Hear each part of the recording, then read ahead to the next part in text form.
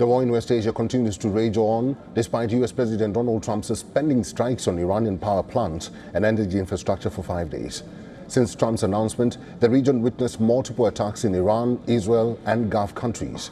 The first to be targeted was Bahrain. Just hours after Trump's announcement, the country was rocked by several powerful explosions with air raid sirens sounding across the capital.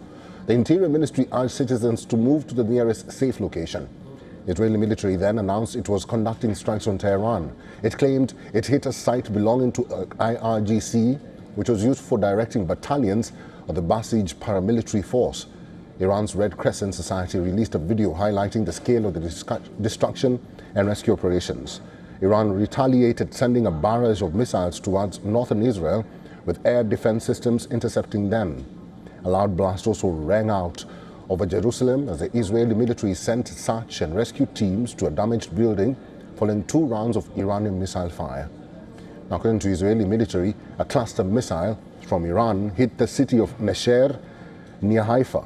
No injuries were reported in that incident.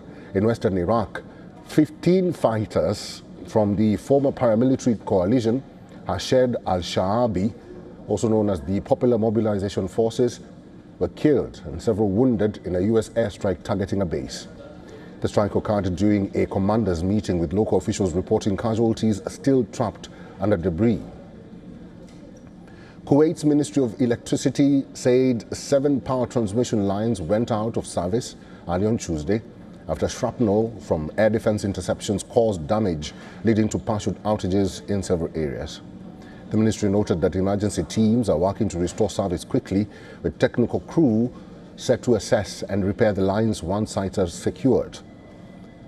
There's also been no reprieve on the Israeli-Lebanon front. Hours after Trump's announcement on Monday, Israel continued its campaign striking the south of Lebanon.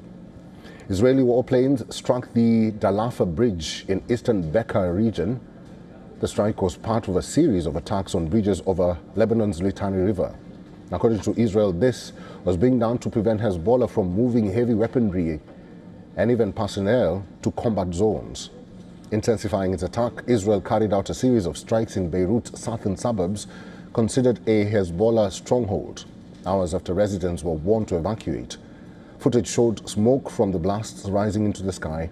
The Israeli army also said that it had captured 2 Hezbollah members during ground operations in South Lebanon after they surrendered. The military also claimed that the attack killed a commander of the Quds force of Iran's Revolutionary Guard Corps.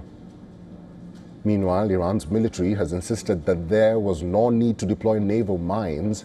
This comes after Iran's Defense Council threatened to deploy these mines in the Gulf maritime routes if US attacks its southern coast or islands. State media earlier reported the threat includes floating mines released from the shore, potentially paralyzing shipping lanes. The Islamic Republic of Iran holds full and decisive control over the initiative in the Persian Gulf region and the territorial waters of Oman, and it manages the Strait of Hormuz with great intelligence and authority. Therefore, given our sufficient dominance and capability, there is no need to lay mines in the Persian Gulf, and we will make use of every available means to ensure security whenever necessary. According to reports, the US is weighing plans to blockade the Karg Island, Iran's main oil export hub. This is to ensure and to pressure Iran into reopening the Strait of Hormuz. What about the Strait of Hormuz? Who's going to be in control of that? That'll be opened very soon if this works. How soon? And who's in control of it? Will Iran still be able to control the flow of oil? Be jointly controlled.